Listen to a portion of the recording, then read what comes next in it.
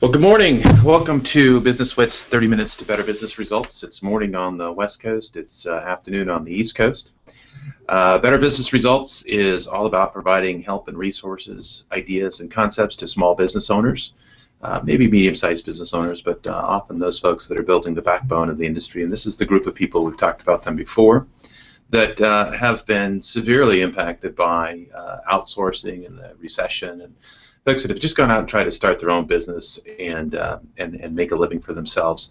And what the idea here is we're just trying to figure out a way to help them, these people, because we know there's somewhere between 3 and 4 million people out there that are in this position, and that we know that there are about 53 million 1099 or contract workers.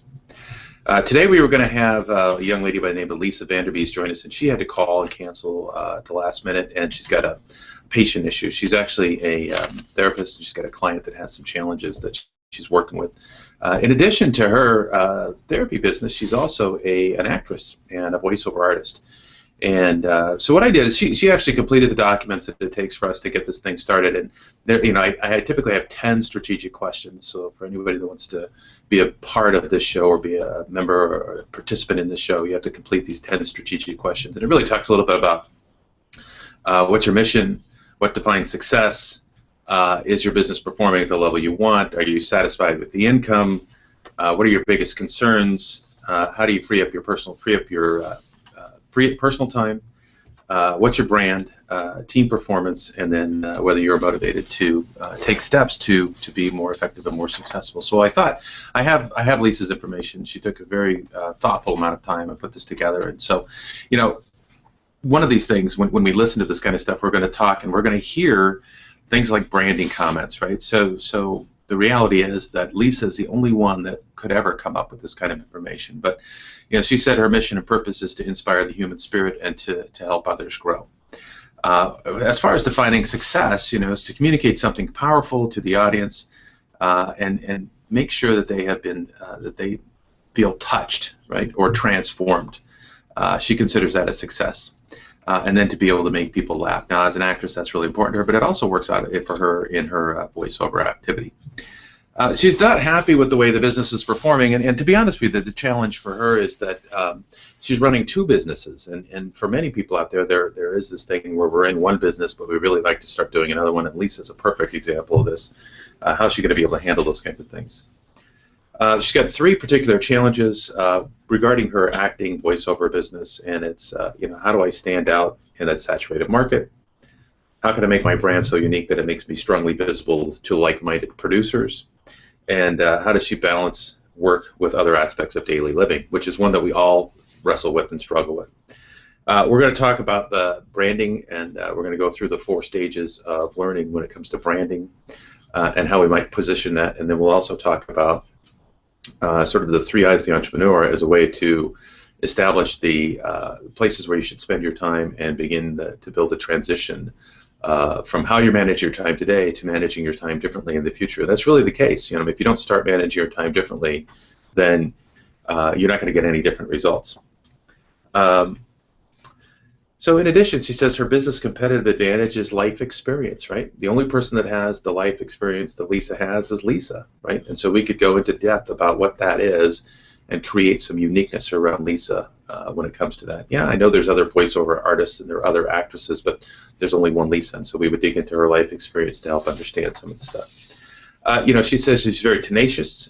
She has a great degree of confidence. She's a little bit like the girl next door, but she's also kind of a Renaissance woman, right? Diverse in character, and she has quirky, funny, and goofy side to her. So there's all kinds of information that we have right there when it comes to creating a brand and creating a unique position for Lisa in the marketplace. So what I thought I'd do, and again, this is a solo opportunity here. Usually we have a guest, and so I'm going to give this a shot here. Is kind of lay out, based on what she's written here, what some of the kind of things we might talk about. Now, I'm not going to get Lisa's answers or responses, because a big part of this workshop is helping people to, or this hangout is helping people to develop better ideas. It's all about asking better questions, getting better answers, and can we come up with better solutions, better ways to approach it. But I'm going to take it from the approach that Lisa's listening and that she's online, and she'll watch this video later, as many of you will watch this video later. And hopefully we'll still be able to convey some really important information and value with respect to what Lisa is trying to get accomplished. And that's really one of the big things we're trying to do here is when we put it into terms and roles of the individual, right? It makes it a lot easier for the individual to go out and implement those kinds of things. Right? So the first thing we're going to talk about is this thing called the 4 stages of learning. Abraham Maslow, one of the founders of psychology, played an instrumental role in developing the 4 stages of learning. You might know Abraham Maslow from the hierarchy of needs. I can never remember them all, but the bottom is food, clothing, and shelter, and then the top one is self-esteem, and he's got a whole bunch of things in there. But in the 4 stages of learning, we can talk about the model and how that works. And so this is a model for Lisa, and it's also a model for how customers might perceive who we are and what our brand is and what our proposition, what our uniqueness is. Right? So also stepping back here, different board here, we'll try this a little bit differently. Okay, so this is called, so we got Abraham Maslow.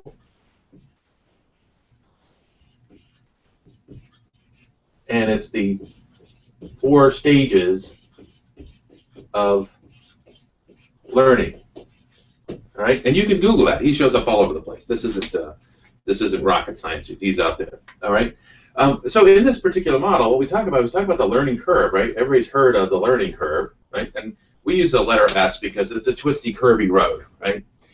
The first stage of the learning curve is sort of this thing called unconscious incompetence, right? So that's step number 1, and we'll all start there at some point. What that really means is we're unconscious, which means we don't know, and we're incompetent, we don't know what we don't know, right? And it's a very tough place to be. So when we're in this particular position, what we do know is the only way to move out of that position from a learning standpoint is we get some stimulation from the outside world. We see a billboard, we watch an ad, somebody tells us something, we read something, we see a video, something stimulates us to move out of that particular position. And so from a learning standpoint for Lisa and learning how to manage her time, for example, more effectively, she's in this place for a couple of different things, right? And by talking to me, she'll get some ideas, and we're going to stimulate that outward. But also remember that from her customer standpoint or her potential prospects, she has prospects that are in this place with respect to her. They don't know she exists. They don't know who she is, right? And so what we have to do is we have to reach out and talk to them. We have to reach out and touch them in some form or fashion, social media, direct mail, some form or fashion. We have to let them know that we exist and what it is that we do, right? As soon as that occurs, instantaneously, we move to a new level, right? And this is a place called conscious incompetence. All right, and the deal here is that we are now aware of what we don't know. It's a big step, because if we're aware of what we don't know, we can take a step that says, let's go get smarter. Let's go learn something. Let's go figure out how to do this thing, right? So we could now then say, okay, how do I get better at managing work-life balance? How do I get better at branding? How do I get better at whatever it is that I need to get better at, right? And for your potential prospects, once they know that you're out there, right, they could, if they chose, decide to go learn some more, and that would be the next step, right? And the way we do that from the next step, right, is that we have to put together some compelling information or compelling data.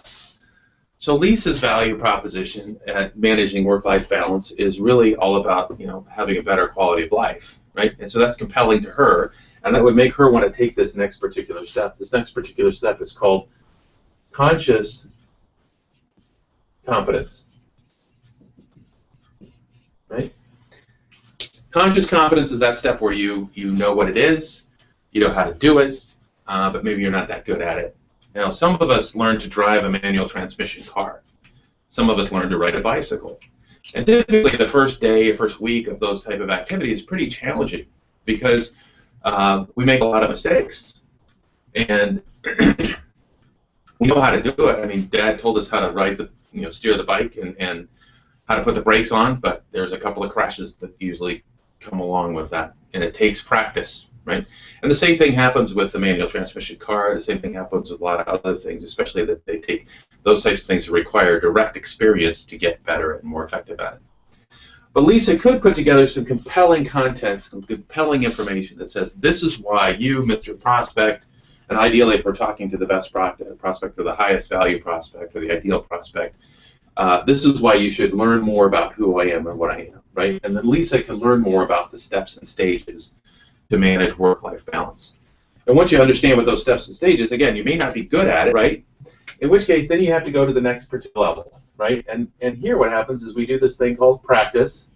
Now imagine that you're driving that manual transmission car and you're practicing, right? You want to use the car. There's nobody else going to be able to figure it out until you do, right? As you make a mistake, you get some feedback, right? As you get the feedback, the car is telling you that you did it incorrectly. And at this particular point, you can then adjust whatever your exercise was and practice and get better. So over the course of a week, we eventually kind of get used to it and we become proficient. Right? And that's the last stage here is called unconscious competence. Right? And that's when we become proficient and we're not really having to think much about it. Right? So this is Lisa's learning stage, or all of our learning stages, depending on what it is that we're trying to get accomplished. We have to know something that exists. We move over to this spot here. We become aware of it. We learn how to get better at it, or we learn how to do it, and then we can practice it and get better at it. Now, as a business owner, one of the things that happens is you got to ask yourself, are you the one that should practice and get better at everything? Right? Because there's really only so many hours in a day, so you've got to kind of figure out what that is. Sometimes you have to go through this model up to here so you know enough about what it is, and then you say, well, listen, I need somebody else that's already practiced this and already knows how to do it well. We can hire that resource, and it would be worth paying them to get to this stage immediately, right? In fact, that's kind of how Lisa would approach her customers. Once they understand that she's an actress and she does voiceover, they're not going to practice it. She can teach it. They're not going to practice it and get feedback for it. They're going to hire her to do that. So this is kind of, you can look at this from both a marketing model and a personal growth and learning model. But this is it. This is the way the learning model works. It's a law of nature. We don't get a choice as to how this thing works. There is sort of a fifth one up here in case anybody's ever interested. And actually, this came long after Maslow, but it talks about being able to teach that particular activity. Teach others that activity. When we talk about leadership and managing our team, this becomes an even bigger piece, right? So as we mentor our team and we get them better and we get them more effective and we guide them around this, then our business becomes more effective and we have an opportunity to accomplish a heck of a lot more from a goal standpoint. All right, so this learning model plays a role all the time, right? We don't get a chance to get away from it. Let's see if I can't pull this off of here without taking the whole thing down. Not entirely possible. It might be crooked now.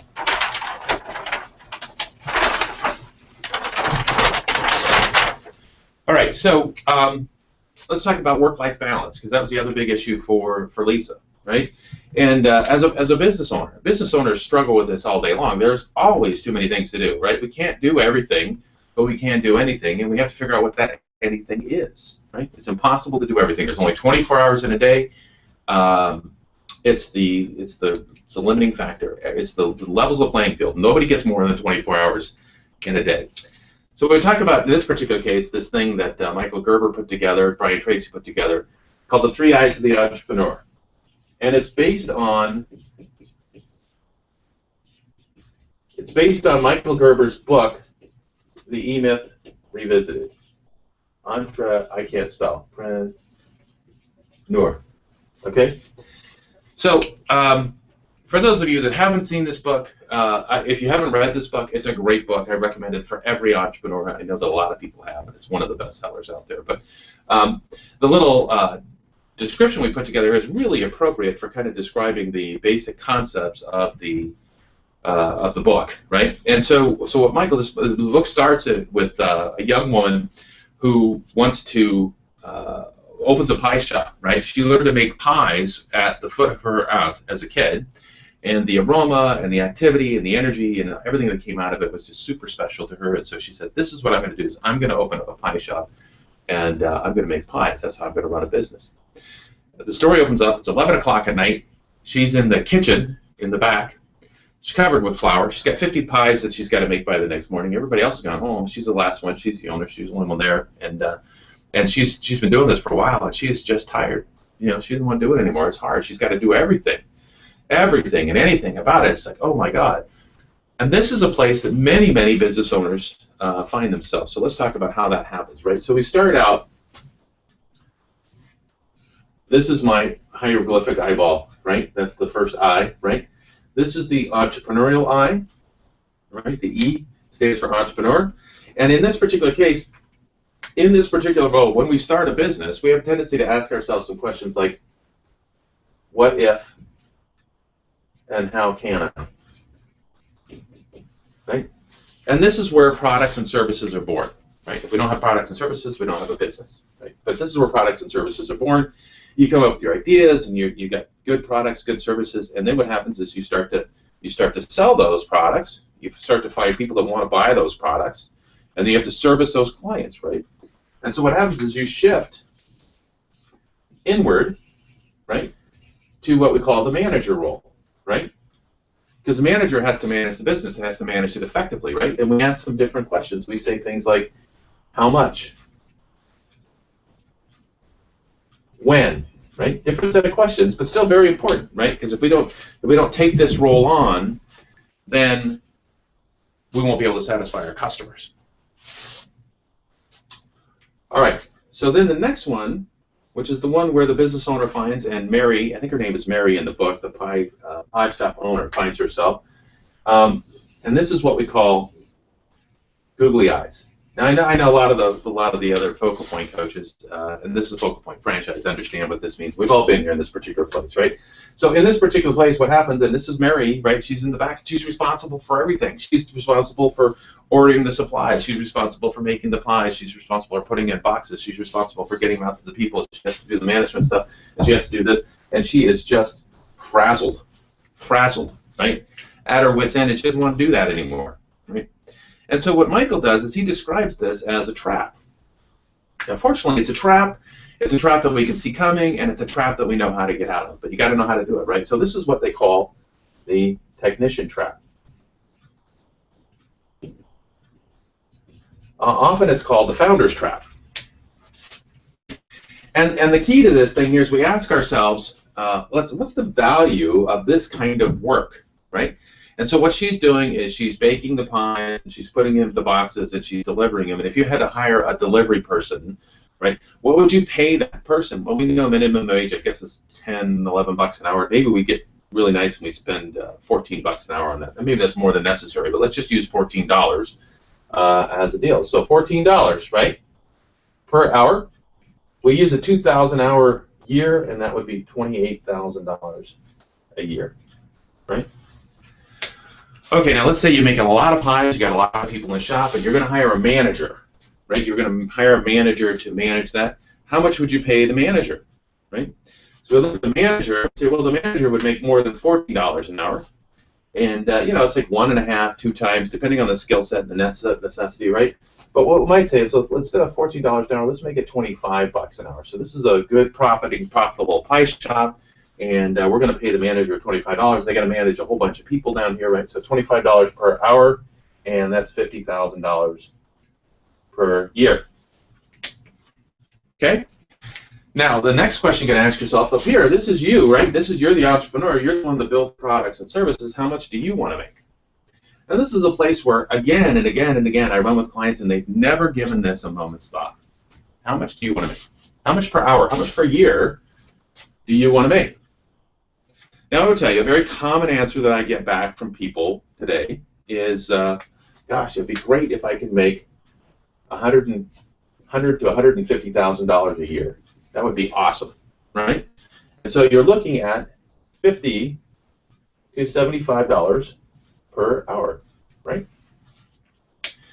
Now, the thing that's important you have to understand is that this rate right here, you don't have a whole lot of choice in deciding what this rate is. This rate is typically set by the marketplace. If everybody out in the marketplace is paying this much money to hire this type of resource, you're going to have to pay that much money too, or you're not going to get somebody that's any good to do it, right? You can certainly pay more than that, and maybe you want to retain employees and stuff like that, but at some point you got to ask yourself, you know, I'm running a business, and the business has to do with being profitable, acquiring and retaining customers and being profitable, because if I'm not profitable, I can't do that. So you're going to have to manage that, right? But the marketplace sets this number, right? This number is also set by the marketplace. If you had to hire a manager, right, you have to look and say, here's the skills I need, this is the attitude I want, et cetera, et cetera. And the marketplace is going to decide, going to tell you, you know, how much do I have to pay for that particular role? Market sets both of those particular roles. This one here is amazing, right? Nobody sets this role. You set this role. You get to decide what you want to do here, right? If you don't want 50 to 75, you want 100, 250, whatever that number turns out to be, you can set that number. You can say that's what I want to make. All right, so the exercise is clear, right? Determine what you want to make. That's really important. And the second stage is to sit there and say, okay, now, if you want to make $50 to $75 an hour, then you have to do work that's worth $50 to $75 an hour. Right? And let's just use $75 just as a round number. So you have to do work that's worth $75 an hour, right? So would you pay a person to stick the pies in a box $75 an hour? Right? No, you'd only pay them $14 an hour. So if you're doing this work, then you're costing yourself money. Right? If you're doing this work, you're costing yourself money. You have to ask yourself, what are the things that I have to do that are worth this much? Right? Now, I realize that you're probably doing a lot of things and working a lot of stuff, and this isn't something that happens overnight, but what you can do, right, is you can start to make a list and say, this is the stuff that's in this box, right? And this is the stuff that's in this box. And this is the stuff that's in this